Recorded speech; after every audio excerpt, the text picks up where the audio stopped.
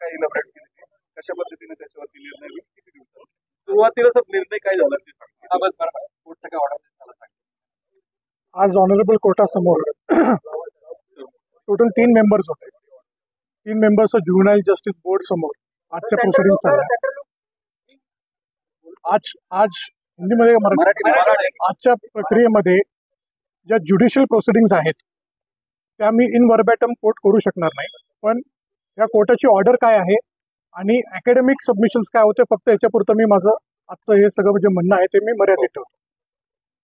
आज असं झालं की स्टेट एजन्सीजने, पोलीस इन्व्हेस्टिगेटिंग एजन्सीजने 19/5/2024 जे आरोपीला CCL ला ज्याला म्हणतो आपण child in conflict with law यांचा जो जामीन झाला होता त्यांच्या जामिनाच्या विरोधात एक रिव्ह्यू ॲप्लिकेशन फाईल केलं होतं.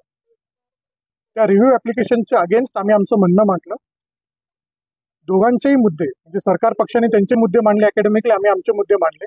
थोडक्यात मुद्दे सरकार पक्षाचे असे होते की या पूर्ण प्रक्रियेमध्ये सरकार पक्षाला असं वाटतं की जो CCL आहे child in conflict with law ह्याच्या सिक्युरिटीसाठी जेव्हा तो बाहेर राहिल्यानंतर त्याच्या सिक्युरिटीला धोका आहे म्हणून त्याच्या सिक्युरिटीसाठी त्यांनी एका रिहॅब होममध्ये राहावं असं त्यांचं एक सबमिशन होतं. त्यांचे बाकीचे काही सबमिशन्स होते की आता तपास चालू आहे. तपास चालू असताना जो CCL आहे child in conflict with law ही व्यक्ती रिहॅब होममध्ये राहावी याच्यावरती त्यांनी बरंच प्रेस केलं. त्याच्यावरती आम्ही आमचं म्हणणं मांडलं की एखादी प्रक्रियेमध्ये एखाद्या CCL ला चाइल्ड इन कॉन्फ्लिक्ट लॉला बेल झाल्यानंतर त्याला रिहॅब होममध्ये पाठवण्यासाठी काही मॉडिफिकेशनचे गरजेचे असतात ते ह्या अर्जाप्रमाणे दिले जाऊ शकत नाही असं आमचं म्हणणं होतं. आज ऑनरेबल कोर्टाने असे ऑर्डर्स दिलेले आहेत की child in conflict in law याला 5 जून 2024 पर्यंत आज रिहॅब होममध्ये ठेवण्याचे आदेश झालेले आहेत. हे जे रिहॅबिलिटेशन होम आहे हे ज्युव्हेनाइल जस्टिस ॲक्ट प्रमाणे काही गाईडलाईन्स आहेत सुप्रीम कोर्ट आणि हायकोर्टच्या, त्या ॲक्टप्रमाणे हे आज त्यांचं डिटेन्शन झालेलं आहे. त्याच्यामध्ये सायकॅट्रिक काउन्सिलिंग, सायकोलॉजिकल काउन्सिलिंग हे जे काही कंडिशन्स आहेत आज लेखी ऑर्डर आमच्या हातात आलेली नाही आहे, फक्त ऑपरेटिव्ह पार्ट आम्हाला सांगण्यात आलेला आहे. उद्या पूर्ण लेखी ऑर्डर आल्यानंतर त्याची सर्टिफाईड कॉपी काढल्यानंतर आपण त्याच्याबद्दल भाष्य करू.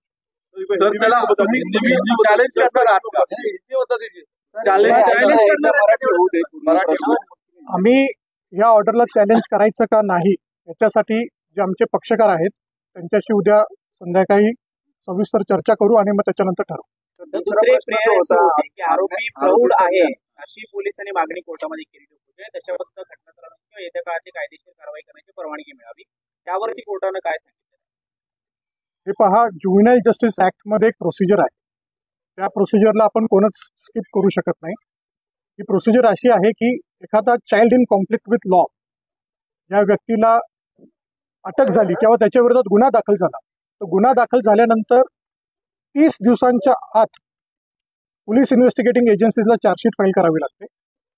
चार्जशीट फाईल झाल्यानंतर अजून 2 महिन्यानंतर त्याचे रिपोर्ट्स येतात की हा सायकोलॉजिकली फिट आहे का, याचे सायकॅट्रिस्ट रिपोर्ट, याचं सोशल बिहेवियर, याचं डी-ॲडिक्शन सेंटर्स, या सगळ्या रिपोर्ट्स येतात. त्याच्यासाठी चीफ जो असतो, जो main child in conflict with law CCL ज्याला आपण म्हणतो, ती व्यक्ती जेलमध्ये किंवा रिहॅब होममध्ये असण्याची त्याला गरज नाही, तो बाहेर असलं तरी चालतं.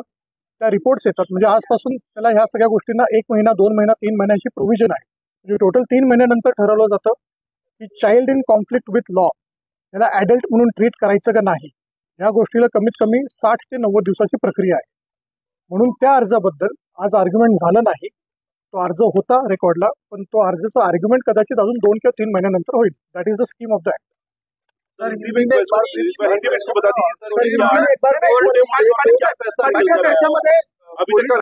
चौकशी करू शकते का? दोषारोपपत्र एका महिन्यात दाखल करायचं असेल तर तपासासाठी आरोपीची चौकशी ते करू शकतील का अल्पवयीन आरोपीची, किंवा कोणाची परवानगी लागेल? बघा, कायद्याप्रमाणे जर का आपण एखादा जो child in conflict with law जो असतो तो एखादा सुधारगृहामध्ये राहत असेल तर पोलीस इन्व्हेस्टिगेटिंग एजन्सी डायरेक्टली चौकशीला येऊ शकत नाहीत. त्याच्यासाठी ज्युव्हेनाइल जस्टिस बोर्डची परमिशन घ्यावी लागते. त्याच्यासाठी एवढी अर्जन्सी काय आहे की त्या व्यक्तीला म्हणजे CCL ला कारागृहात जाऊन किंवा सुधारगृहात जाऊन त्याचा तपास नोंद करणं किंवा त्याचं स्टेटमेंट घेणे का मॅन्डेटरी आहे हे ज्युनियल जस्टिस बोर्डला त्यांना कन्व्हिन्स करावं लागतं.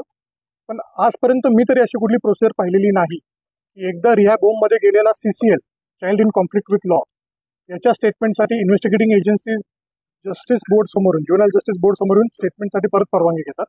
पण ह्या केसमध्ये काही सांगतात नाही. Will see as it comes.